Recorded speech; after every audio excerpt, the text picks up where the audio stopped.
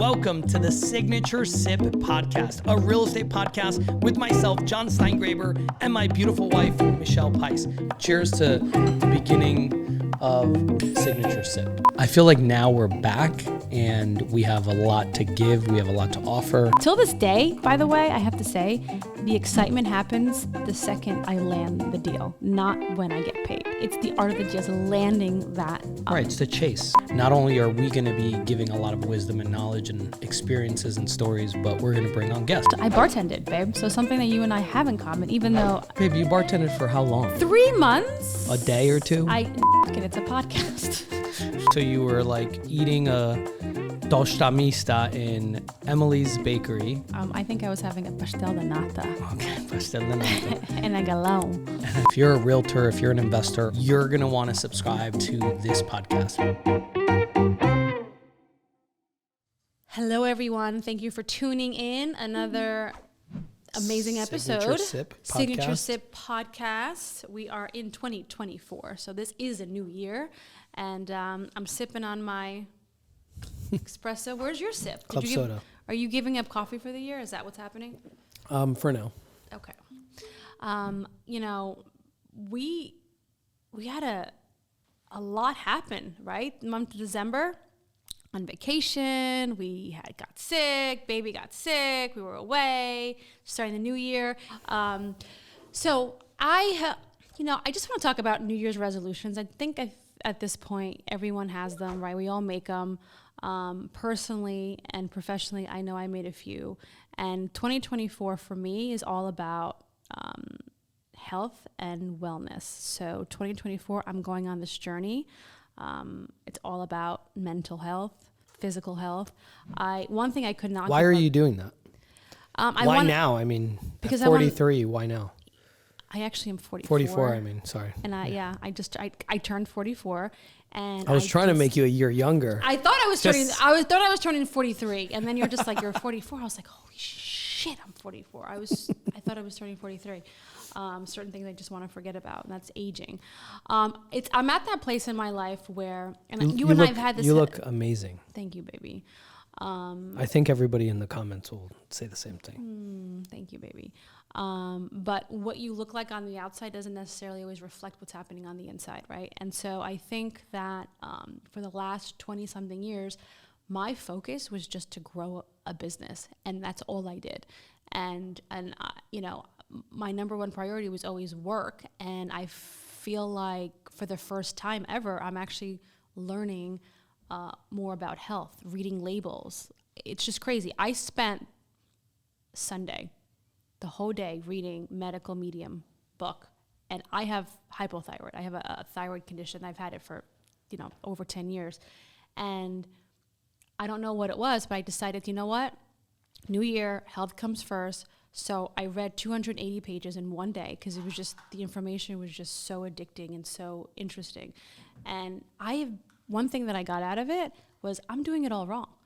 Like, I am doing it all wrong. What you eat, what you put into your body is just, it's so important. And I just never thought to start reading labels and understanding what's, good fats and bad fats, and the food and the things that, contain toxic chemicals and, inflammation.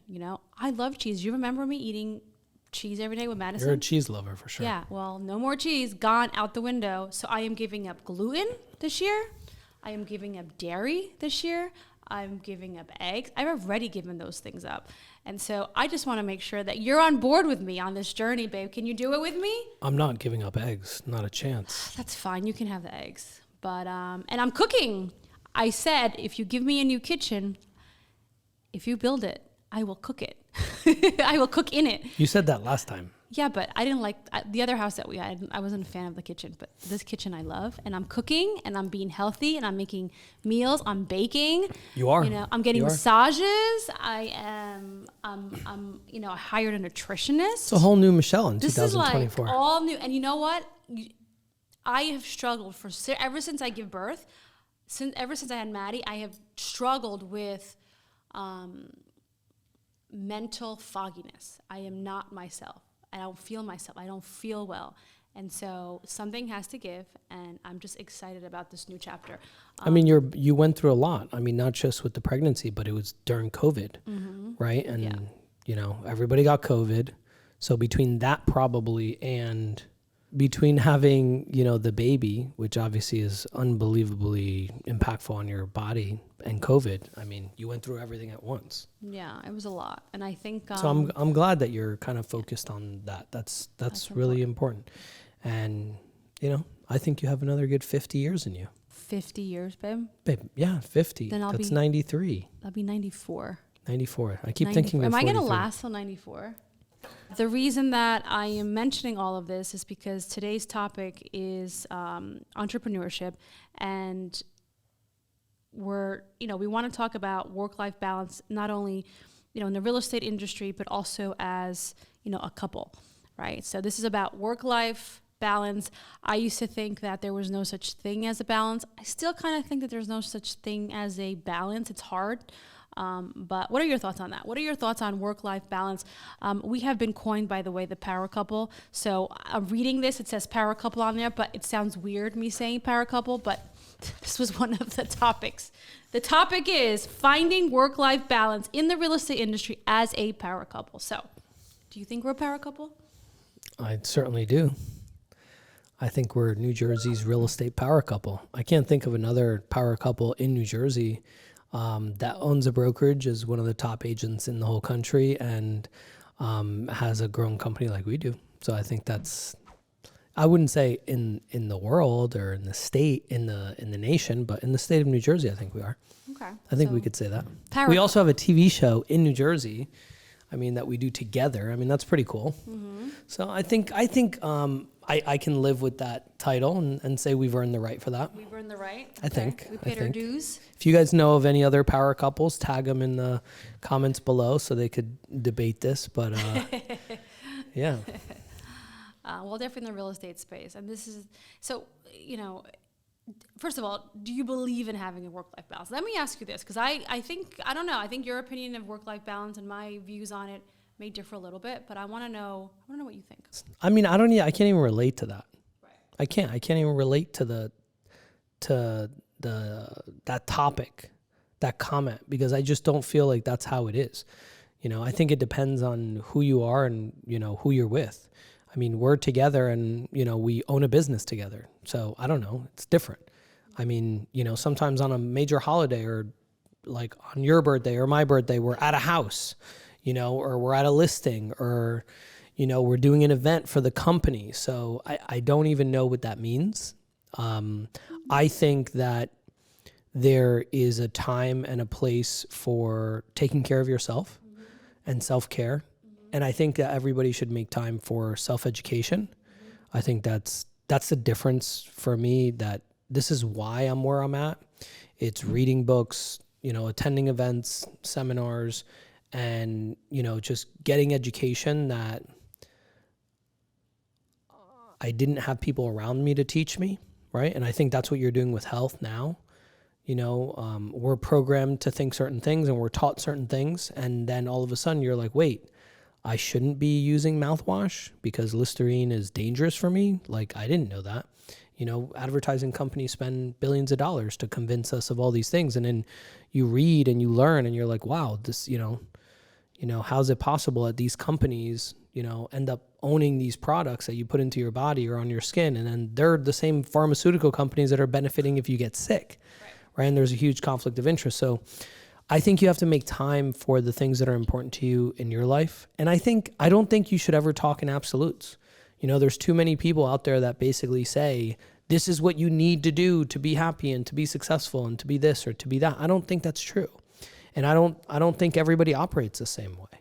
And I think as you grow and you learn and you experience different things and you have different goals for yourself, things are going to change, right? You used to grind like crazy, right? Working until 9, 10 o'clock at night. And so did I, right? Where we would just work all the way till, and there's still some days that we do that, but it's not every day, right? Because we have a daughter, right? And we want to spend time with her. And yesterday she was like the happiest girl in the world. We were both like running around like a bunch of goofheads in the living room playing with her. And it's just, you have to make time for that too, because it's important for them. So I think everybody's in a different situation, right? If you're single, you know, you could be out like messing around and doing dumb shit and wasting a bunch of your time, you know, or you could be building and you could be growing. And that's the time to like really grind, you know, that way when you have a family, you know, you can have a little bit more of that balance. So there's no absolutes in this. I think as you grow, you have different goals. And I think like different people have different ideas of success. Right. Now right? you're stealing my line.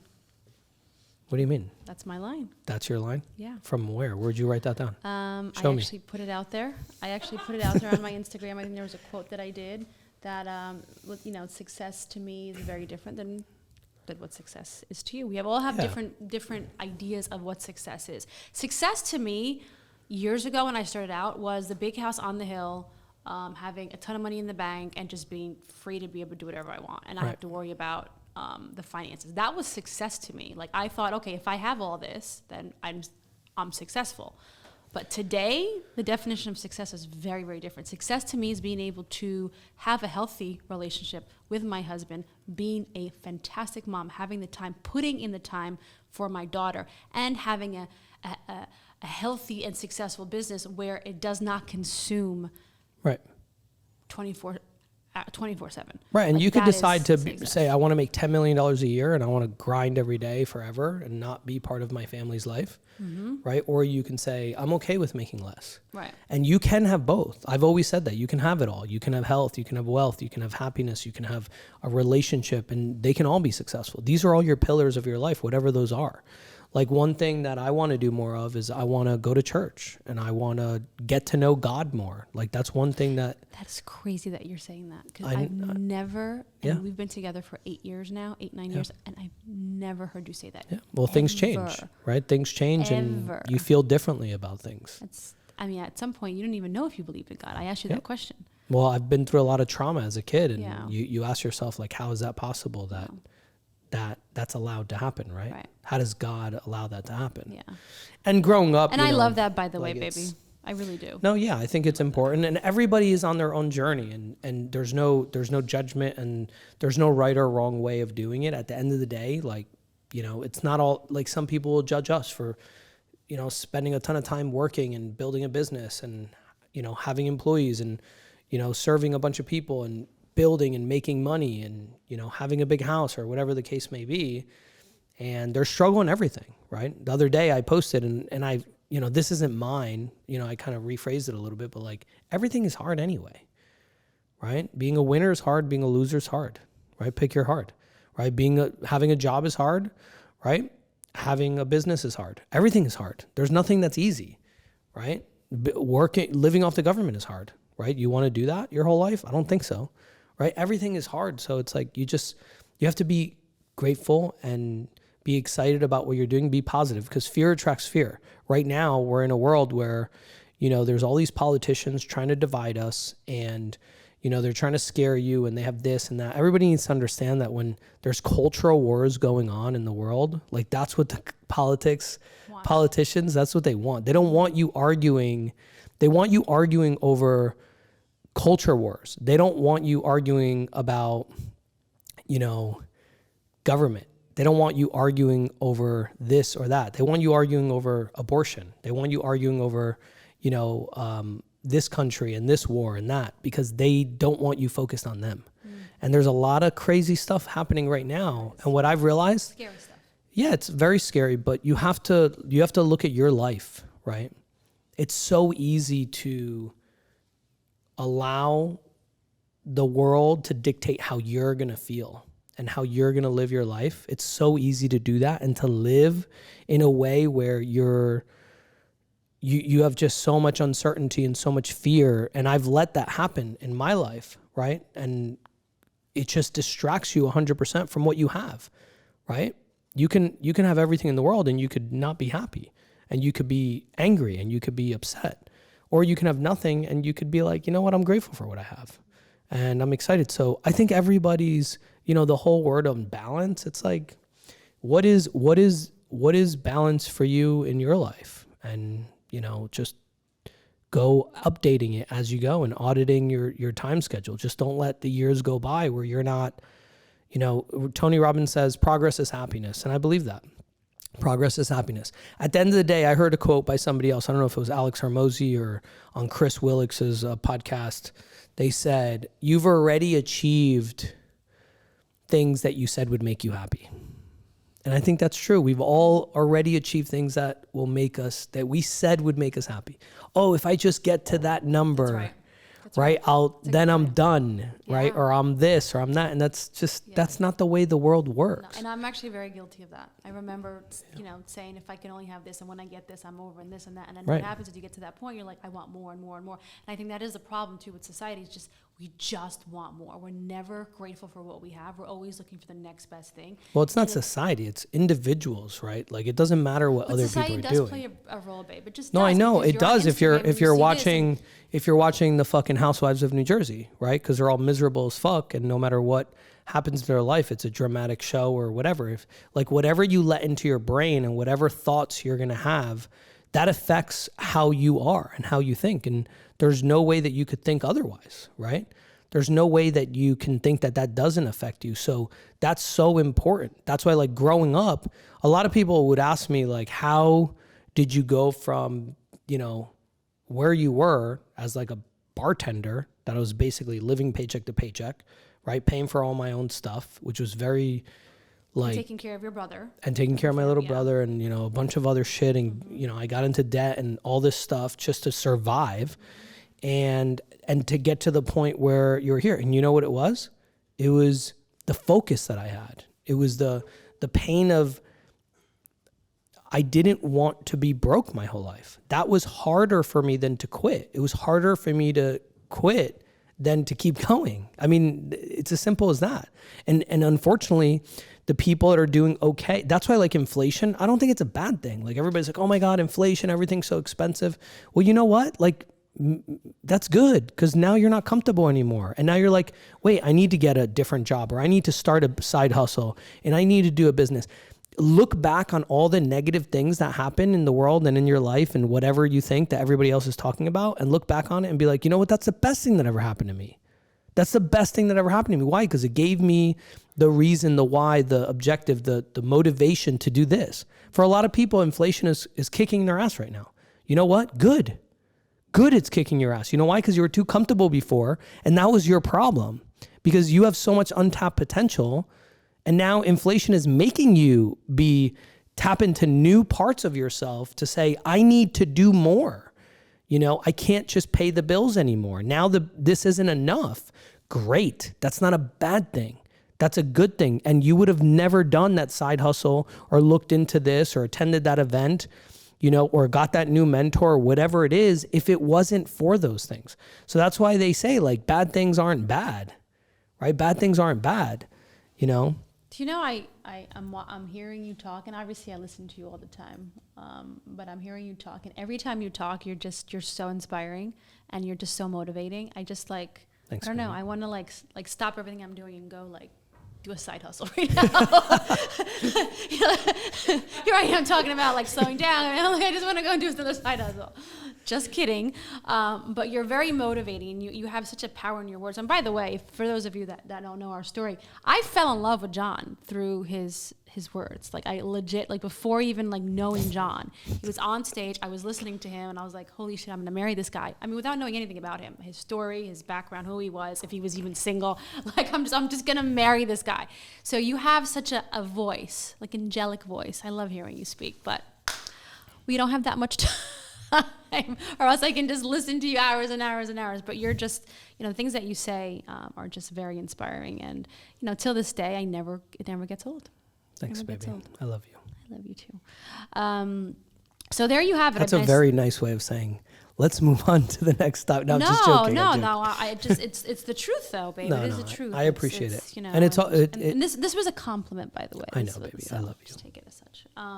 But so basically, as entrepreneurs, I mean, the answer is, there's really no work-life balance. I mean, it's about where you are in your life and priorities. Yeah, I mean, that's what it is. People talk about time management, right? That's where balance comes from, right? I'm going to balance my life. What does that mean? I'm going to spend X amount of time doing this. I'm going to X X amount of time doing this. I'm not going to spend too much time doing this and not as much time doing this, because then there's no balance. Right. Right. But I also think I'm going to say this, that it's okay not having a balance when you are starting out. Like if you really want to, you know, if real estate is your career and you really want to just, you know, 100%. get to that level, it's okay not having a balance for a while. You know what? Devote those 60, 70, 80, 100 hours a week to the business, and maybe, you know, 5 hours a week into your time. It's okay. Yeah, but there is habits, because like we have to also learn from our mistakes, because we worked really, really hard, and I've worked really, really hard on stuff that didn't work out, right? And there's people that I've invested a bunch of time in that didn't really work out either, right? They didn't give a crap at the end of the day. And I feel like we all make those mistakes. And I think you need to also, like if I were to start over at 20, like one thing that I wish I would have done differently, that I wish was ingrained to me in school, in the books that I read, which I didn't read any of these books, and you know, with any of the mentors that I listened to, is like just work out for 1 hour a day. Like I wish I would have had that habit, because I don't feel like working out. I know I have to. I'm going to be 40 years old soon, and I need to get into that habit. And it's a difficult thing to do when you've lived for 40 years on this earth and you haven't done that. Like when I was a kid, I was playing basketball 8 hours a day, whatever. Like I had a 6-pack when I was 14 years old, because I would not from doing sit-ups. I never did any sit-ups. I just played basketball, right? So it's not like I've never worked out, you know, and I never like did anything. But the point is, I never ingrained that discipline. And I think whether you're young, if you're younger, and you're listening to this, the younger you are, the easier it is, right? The younger you are, the easier it is. And if you just, you know, you do the same thing with your finances, it's the compound effect, right? If you know anything about the compound effect, I think with health and with wealth, it works the same way. And I've spent a lot of my time trying to build up businesses and, you know, make money, and I didn't focus on that. And I feel it now. Like before, I could eat whatever the hell I wanted. I could do whatever I want, and I was always the same weight. I don't, you know. But you don't only feel it, you see it physically, but you also feel it mentally. Yeah. And that is the biggest. 100%. Yeah. Yeah. Well, so that balance. Give up eggs, babe. Give up eggs. That's not. Give up eggs. Eggs are not bad for you. Take my detox smoothies. Okay. You know, we'll get you there. My detox smoothies, my the ones that look like Jell-O. Listen, detox smoothies, don't knock my stuff. What else do we do? No, celery juice. I love that you're getting into lemon health. And water. No, look, this whole health kick is amazing, and it's, you know, it's going to be a lifestyle for us. It's not just like a thing that we're doing. You know, it's not a fad. It's like, we're going to do this. And I love that, because Madison is 3. And I love that so much, that Maddie's going to grow up with, you know, reading the labels and making sure that she's, you know, she knows what she's doing. And like, she's going to have role models in her life that are taking care of their health. Right. So, you know, that it's important. I'm happy on this journey that we're going through. You know, another question that we're actually always, I'm always asked this question. I don't know about you, but as business owners juggling multiple businesses, when do you find time to rest, reflect, and reset? For me, I love to do mini getaways. I do like on occasion to just have a spa day. I think it just refreshes me, relaxes me. I love having our Sundays. Sundays, it's just a day that we just chill, do nothing, hang out with our family. It automatically almost, you reset, right? You start Monday strong. Right. So I'm all about, now for many years, my Sundays were doing open houses. I did open houses for 15 years of my life, every single Sunday, right? Because that's what I did. But having our Sundays, and by the way, this is going back to what I was saying, the reason I worked so hard and I invested and I gave up my weekends to the business is so that when I had a family, I can, and that's why you waited, hang out with my family and not have to worry about it. So today, I'll tell you guys right now, you won't see me at an open house on a Sunday unless we're filming for 24-hour flip. Other than that, I mean, you won't, because my priority is my family, right? And obviously we have a team and we're able to, have them go out there. But it's hard juggling multiple business. I think it's priority. Where do we find time to rest? John and I love to sleep. I'll be honest. We're not the type of entrepreneurs that need to be in bed by 9, up by 5. We're not that. We're not that at all. We enjoy our sleep. We value our sleep. We do get 8. We always get 8 hours. Plus hours of sleep. With the baby, sometimes it's a little harder because she still wakes up throughout the night. But overall, we value our sleep. And mini vacations. And you and I, this is actually the best things you could do. So now you're starting to kind of see. So guys, you have to understand, like for the last, 5 or 6 years, I've always wanted to have a second home, a vacation home. Not that I wanted to have another house, just because I need to reset. Right? I need to be in a different place, different atmosphere. I need to be by the sun. When I am in the sun, I feel my best. I'm happy, I'm healthy. And John, you have always challenged me. You've always, we're not always against us getting a second place, because going back to the topic, having a place that you can go to, that is your happy place, that you can just unwind, reset, recharge, that is important to me, to just, I get it. So that is one thing that I am. You know what doesn't make sense? It's buying a second home that's more expensive than your primary home. And I think everybody, back me up on this in the comments. I agree. That doesn't make any sense. No, I agree. I got a little carried away for a little bit, but I'm coming back to reality, right? I'm coming back to reality. But that to me is everything. Like that's how I reset. Sometimes I need to get out of the house, just stay away for a few days to be able to come back and just like feel like energized. That's important to me. So that's, guys. Yeah, I think it costs you money and quality of life, right? If you don't go on vacation. I think it costs you money not to go on vacation. Why? Because like when you go on vacation and you're brainstorming and you're thinking, especially if you're a business owner or you're an entrepreneur. We do a lot of that. Yeah, like you really get to reflect on your business, what you're doing right, what you're doing wrong, but you're in a different environment and your brain literally changes when you're away, right? You're around new things, you're seeing new things, you're inspired. That's and right. I think it does cost you not to go. That's right. We do our best. When we are away, we actually do end up working on the business a lot. We just kind of just after a few days, like in the sun, we're like, okay, let's just. And it's just casual though. But do you remember last time we were away, I got a pink notebook at the bakery store where we were, and I'm like, babe, let's talk about MPG, let's talk about Signature. We have to write things down. And we actually spent like the whole afternoon, like goal setting for 2024. Right. And people were like, you're on vacation. Like, that was in the Bahamas. That was in the Bahamas. I'm like that, but because we went away, we were able to relax, reset, and just come. That was after we went to Mexico, but before we went to Portugal. Shut up. I know where you're going with this. Shut up. Stop. Portugal wasn't really a vacation though, babe. I'm sorry, it really wasn't. And then I got sick halfway in. Like it wasn't a vacation. So I need to have sun to feel like I'm going away.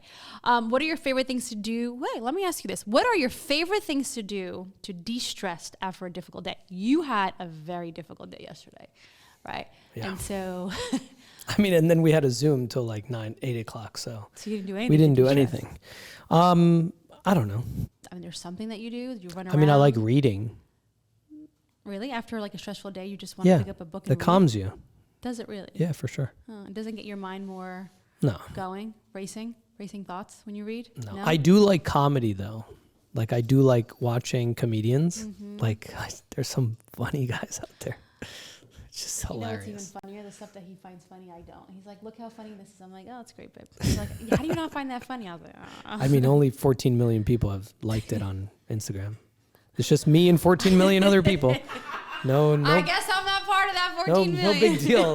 Like, just me and 14 million others. So laughter is your de-stress. I try to de-stress. A lot of it, honestly, sometimes talking to you. Sitting down like, babe, I'm going through a really rough time right now. Like I need to sit down. I need your wisdom, your words of advice. Before it was probably a glass of wine too, but I don't drink anymore either. So no alcohol, folks. Alcohol is bad. So yeah. Maddie also helps with the de-stressing. How can you not? She's such a gift. How do you separate personal matters and businesses? I don't think we do. It's been very difficult. Yeah, it's really, really hard. Now we're in like a really amazing place with our lens on how we look at everything, right? I feel like now our lens is a little bit different, but there was a lot of growing pains, right? And I also think because we both, we both had things to bring to the table in our relationship. Like basically, you had your thing, I had my thing, and we were, we met when we were much older in life. I was 37 when you and I got together. You were in your 30s, so we've had our own established businesses and our identity, and we had our own brands. So when we came together as a couple, I feel like one of our struggle was to be a team overall, because we've had you had a gazillion properties going on at once, and I had, all these listings going on at once, and I had my own thing. You had your own thing for so long. But when we came together as a team and just, we are one unit now, and it was hard because for so many years you're conditioned to, be independent, and this is all you know. When you have two very strong alphas come together, sometimes it could be a challenge. But I think once we decide, okay, let's just think like a team, everything just kind of fell into place. Right. So I don't know. So now that's hard advice to give other people. It's so hard because we struggled, right? We had our personal, we had our business off. Like John and I don't fight a lot, guys. Like we really don't. We maybe had a handful of fights like throughout our 7 or 8 year relationship. We just don't fight. But when we fight, a lot of the fighting comes from business. Right. That's all it is. Yeah. It's never been anything else. Right. So. And it's really the different perspectives on different things. Yeah. And just resentment and, different things that we both had for one another because we looked through a different lens, right? But they say, like I always share this, they say that if you don't have that conflict, you don't have those difficult conversations, your relationship can never get to the next level. 100%. So I'm glad for all of those. Yeah. No, I am too. Right? I am too. And I think because we are in the same business as well, it hurts us and it helps us at the same time. It's great because we understand each other, especially with our schedules. We get it. Like if you're on a Zoom and you're working late, like I get it. But at the same time, because we're also in the same business, we may have different views of how we believe that business should be conducted. And so sometimes there is, a conflict. But overall, I think, I don't know if we don't separate it at this point. Everything is just like, okay. Yeah, we figured it out. And it hasn't been hard, but we never knew that this would be the destination. And I think that's the lesson. Yeah. We never knew that our destination would be, let's just, as weird as this sounds, let's just unify. Yeah. Let's just combine everything and be a team. Yes. Because we were always like, no, your bank accounts are yours, my bank accounts are mine. Let's not fuck with this because this is great, but right? I was like, fuck it, I have my own money. Don't ask me if I can go out and get a Birkin bag. I don't want to hear it. This is great. And vice versa. If I'm buying a house, you'd go out and buy houses. I'm like, wait, what did you buy today? Okay.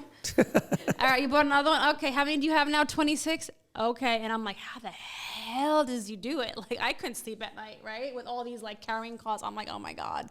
And yeah, that's why you would never want to be part of that. I would. But now it's different. Never want to. Now you simplified. Yes, and now you have to ask me every time you buy something, and I still get to buy whatever I want.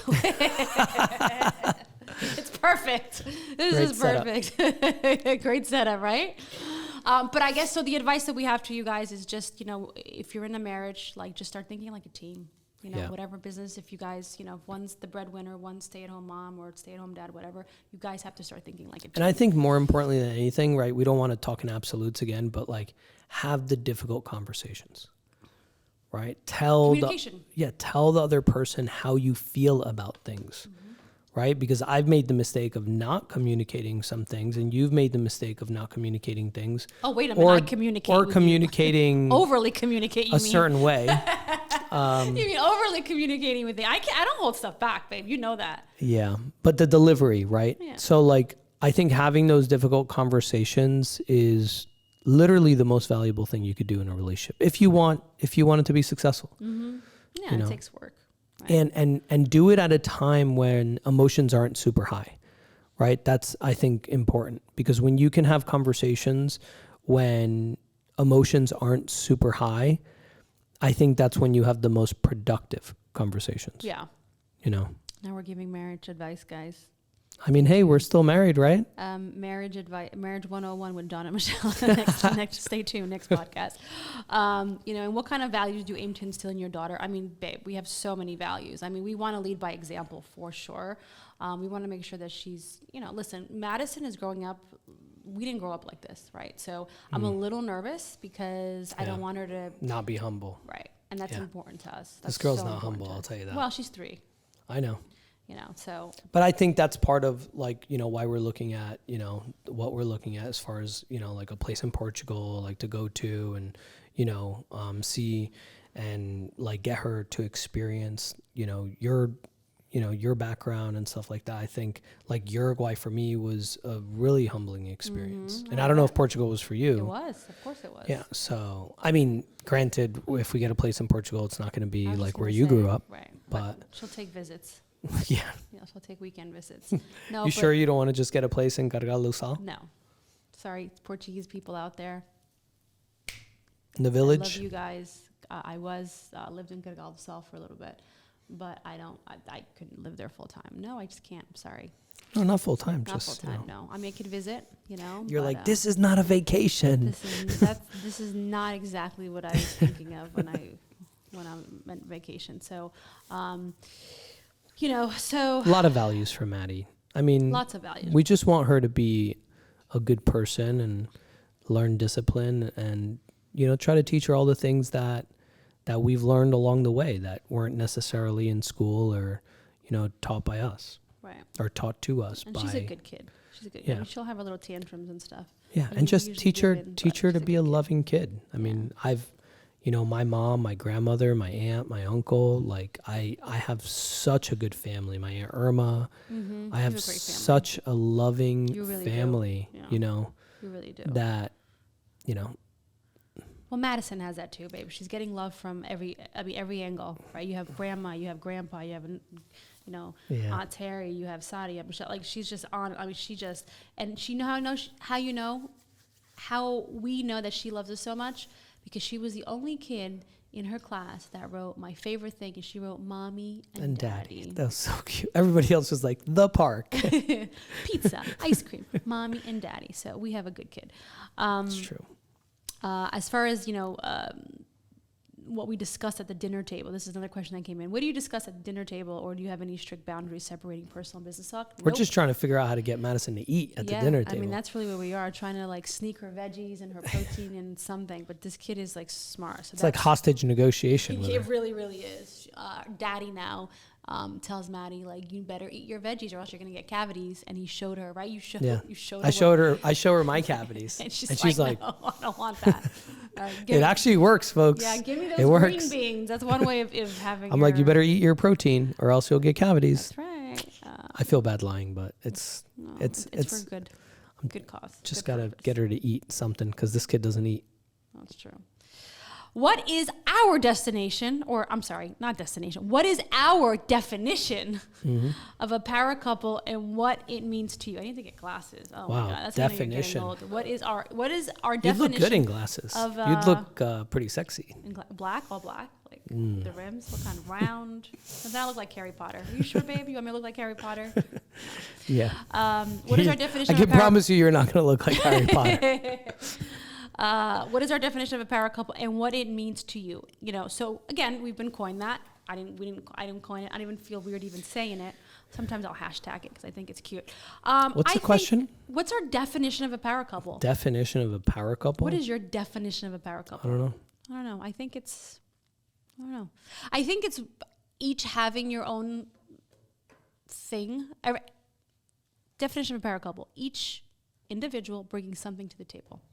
I don't know. I mean, you can't. And then being able to build. Like anything could be something that you're bringing to the table. No, you can have somebody that's a stay-at-home mom or stay-at-home dad or whatever, and they're raising 3 kids. Then you're bringing something to the table. Right. That's what I'm saying. Like it's it doesn't have to be about but work. do people look at I don't think that there's many power couples that are I don't think anybody names a power couple where the mom or the dad is the stay-at-home mom or stay-at-home dad, and then the other person's like in business and growing a business. I don't think they ever categorize it. They do like Layla Hermosi and Alex Hermosi, right? The ultimate power couple, right? They're building, a huge portfolio company that's going to be worth billions of dollars, right? Power couple, right? If Layla was a stay-at-home mom and they had 3 kids, I don't think they would really talk about them as a power couple. I think that they would be like, oh yeah, Alex Hermosi is building this business and Layla's the stay-at-home mom. So I don't know. I don't think you should. I think, who cares? Just be happy. You know, if you're good with what you're doing, whatever it is, it doesn't matter if people are calling you a power couple or not. What matters is the conversations you guys have and what happens behind closed doors. You know, nothing else matters. Well, a power couple to me is just, being able to work together as a team. Yeah. Respecting each other, working together. Communicating. Supporting one another. Family, supporting. So keep going, babe. All those things. And just really everybody that is working together with their spouse, it's not easy. Nothing is easy, right? Anybody that's working together and they're making things work and they're doing their best to be the best version of themselves that they can be, and they're working on themselves and they're communicating and they're supporting, like, I think that's good. You know, there's a lot of bad people out there, you know, and then there's a lot of good people that they support one another, and they'll never get the credit or the label of power couple, but it doesn't mean shit. ¿Sí o no?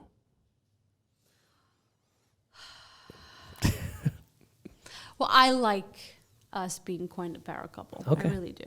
I like it too. It's fine. I like it. I mean, we've been called a lot worse, so I'll take it.